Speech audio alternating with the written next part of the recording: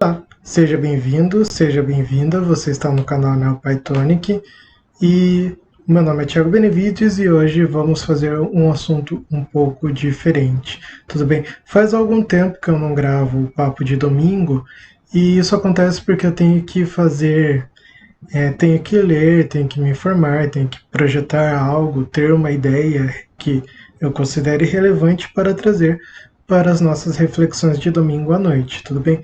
Porém, eu estava voltando do mercado e me ocorreu uma ideia e eu cheguei em casa e estou gravando agora sem roteiro, sem nada, antes que essa ideia se perca, tudo bem? Então, eu estava pensando sobre. Algum tempo atrás, teve muitas reclamações de criadores de conteúdo de desinscrições automáticas no canal, onde, por exemplo, eu tenho uma rede social com uma página com alguma coisa e algumas pessoas são desinscritas automaticamente desse lugar. E essas pessoas elas sempre falam que elas não se desinscreveram, ok? E então eu comecei a refletir mesmo porque não tem bem como você ter assim uma prova, pelo menos na minha visão, de que a pessoa ela não se desescreveu ou não cometeu um equívoco. Então eu comecei a pensar num vídeo que o Galo gravou, acho que no Meteoro. Se eu achar esse vídeo, eu vou deixar aqui embaixo, que ele fala dos aplicativos, né? Quando ele passa um dia inteiro trabalhando com algoritmo, com pedidos de 5, 6, 7 reais, e quando ele está quase indo para casa, começa a aparecer os pedidos que dão mais dinheiro. Isso é um incentivo a fazer essa pessoa continuar trabalhando. Então, eu comecei a refletir, e se isso acontecesse para mim, no caso dos vídeos que eu crio ou de qualquer outro lugar? Imagine que eu tenho uma plataforma que ela consegue identificar quando o seu criador de conteúdo está na iminência de desistir de publicar, ele vai abandonar, seja o que for, mas ele não vai mais estar naquela plataforma. Então, eu consigo, através de algoritmos de deep learning ou de machine learning, da inteligência artificial, entender quais são os fatores que fazem uma pessoa abandonar essa rede social, esse criador de conteúdo. Pode ser o número de inscritos, pode ser o número de curtidas, pode ser o número de descurtidas, dislikes, pode ser o número de comentários, pode ser qualquer coisa. Então, quando essa pessoa está na iminência de desistir, por exemplo, e tem mais de 20 mil inscritos na sua página, quando essa pessoa está na iminência de desistir, essa página, ela tem mais de 20 mil inscritos, o algoritmo ele simplesmente desescreve uma quantidade de pessoas, pode ser 10, 20 pessoas, ou 500, 600 pessoas, e essa pessoa ela vai se sentir meio pressionada a continuar produzindo para conseguir recuperar esses 600 inscritos. Ou, por exemplo, pode acontecer no meu caso. Eu parei algum tempo de produzir conteúdo aqui e recentemente eu voltei. Faz umas 2 ou 3 semanas que eu estou postando vídeo de segunda a sexta-feira do curso de Python do básico ao avançado. Se você quiser assistir, o link está aqui, certo? Aqui. E algumas vezes eu penso realmente em parar, em falar, não, acho que não está dando muito certo, né? E eu vou parar. Porém, quando eu penso em parar ou não gravar um dia por alguma coisa, eu começo a ganhar inscritos, eu ganho 2, 3 inscritos. É claro, o canal ainda é bem pequeno, tem 27 inscritos, mas isso começa a acontecer e foi daí que me surgiu essa ideia, ok? Então, eu comecei a pensar nisso, que o algoritmo, de certa forma, ele pode usar a quantidade de inscritos para manter você ali produzindo conteúdo, tudo bem? Então, para mostrar isso para vocês, eu quero fazer... Para mostrar isso para vocês, eu quero mostrar um algoritmo que eu construí no Google Colab, tudo bem? Então, vamos para lá, vou só... Então, aqui eu tenho algumas bibliotecas, certo? Para desenvolver a parte de Deep Learning, com o TensorFlow, que é uma biblioteca do Google. E aqui eu estou criando um data frame, que para quem não sabe é como se fosse uma tabela de Excel, onde eu vou ter o número de inscritos, o número de impressões, visualizações, likes, dislikes e comentários, tudo bem? Em seguida, eu vou criar nesse data frame uma outra coluna na minha planilha, onde vai ser de inscrito, se esse inscrito abandonou o vídeo, abandonou de produzir conteúdo ou não, tudo bem? Dado o número de inscritos. Então, 1 é abandonou e 0 não abandonou. Em seguida, eu vou gerar esse data frame com 1000 linhas, onde cada linha vai ser um criador de conteúdo. Então, eu vou ter 1000 linhas, 1000 criadores de conteúdo no meu data frame, correto? Então aqui eu vou fazer essa divisão que é comum dentro do Machine Learning, dividir os seus dados em conjunto de treino e conjunto de teste. Isso acontece, eu vou fazer uma analogia aqui, que é o seguinte: imagina que você está preparando uma prova para o seu aluno, você quer saber se esse aluno vai bem na prova. Então, você vai passar várias questões, vários trabalhos para ele fazer, e no dia da prova, você vai testar o seu aluno com questões. Porém, as questões elas não podem ser iguais às questões de treino que você treinou o seu aluno. Porque se você passa as questões de treino, você não vai conseguir avaliar muito bem, não vai conseguir avaliar se esse aluno realmente aprendeu o que você queria passar ou só decorou os exercícios que você passou no treino.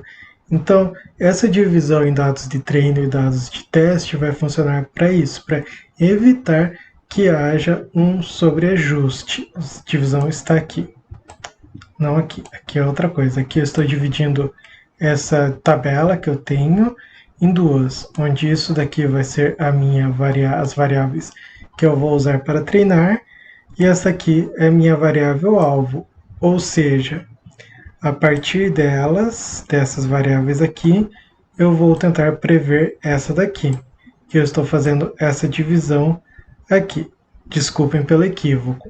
Agora sim, eu vou fazer a divisão em dados de treino e dados de teste, e agora eu vou fazer um processo chamado de normalização dos dados na escala normal. Isso acontece porque se eu tenho uma variável que ela tem um número muito grande e a outra muito pequeno, o meu algoritmo de machine learning ele pode considerar esse peso aqui, esse número muito mais importante que ele.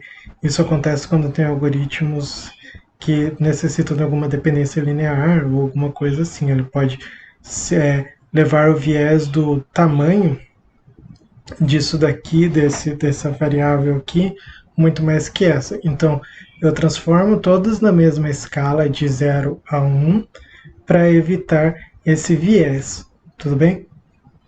Em seguida, eu vou criar, esta aqui é uma rede neural simples, tudo bem? Eu estou criando uma rede neural com o TensorFlow, o Keras, ok? E ela vai ser fully connected, ou seja, inteiramente conectada. Então, eu estou colocando, eu crio esse modelo com essas funções de ativação, que é a ReLU, né? Que é um modelo que ele, se for menor, se o meu número do argumento, digamos assim, for menor que 0, ele me devolve 0, e se for maior que 0, ele devolve o argumento máximo. É uma conversa um pouco matemática e nós não vamos entrar nessas especificidades agora, tudo bem? Mas se você olhar o gráfico é assim. Ele é de 0 para trás no eixo X, ele é 0, e daí ele vira, ele inclina e sobe. Ele faz isso daqui. Ok? E aqui eu estou usando algumas métricas de avaliação, que é a acurácia. Quanto maior a acurácia, maior meu modelo acerta. E o loss, que vai ser o binary cross entropy, que é a perca que o meu algoritmo tem, ok? Então eu vou treinar meu modelo, ou seja, eu vou ajustar o meu modelo com os dados para que seja criada a função, digamos assim, a função matemática que vai fazer essa previsão. E aqui eu vou calcular a perca, o loss e a acurácia e vou imprimir aqui. Então eu estou treinando, ele vai treinar por 10 épocas e perceba que eu tive uma acurácia de 98% e uma perca de 0,043. E o que isso significa? Significa que em 98% das previsões que esse algoritmo fez, ele acertou, ou seja, grosso modo, de cada 100 inscritos, de 100 produtores de conteúdo, ele acertou se ia desistir ou não de produzir em 98% das vezes.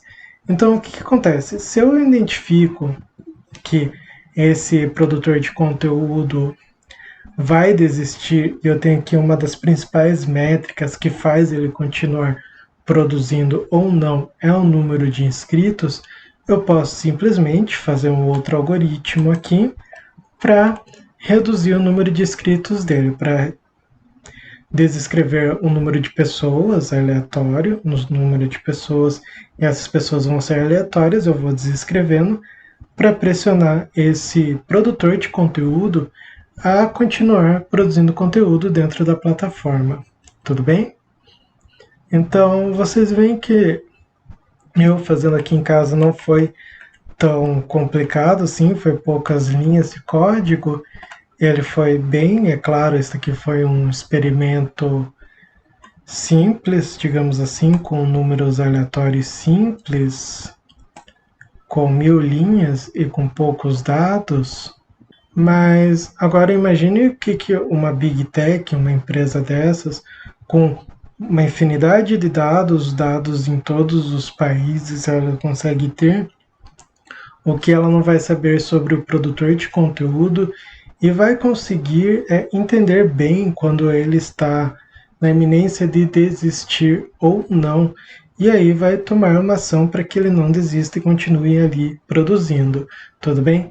Então, eu espero que vocês tenham gostado desse papo de domingo de hoje. Foi mais uma reflexão sobre uma ideia que eu tive. Eu fiz o algoritmo ali rápido para não esquecer as ideias e decidi gravar de forma mais rápida, sem roteiro, sem nada, para que vocês consigam entender um pouco dessa, digamos assim, manipulação que tem por detrás, ok? Então, eu agradeço a todos e lembrando para deixar seu like aqui. E se você ainda não é inscrito no canal, se inscreva, deixe seus comentários sobre o vídeo de hoje, o que mais vocês gostariam de ver aqui no Papo de Domingo. E mande esse vídeo para mais alguém. E muito obrigado e até o próximo vídeo.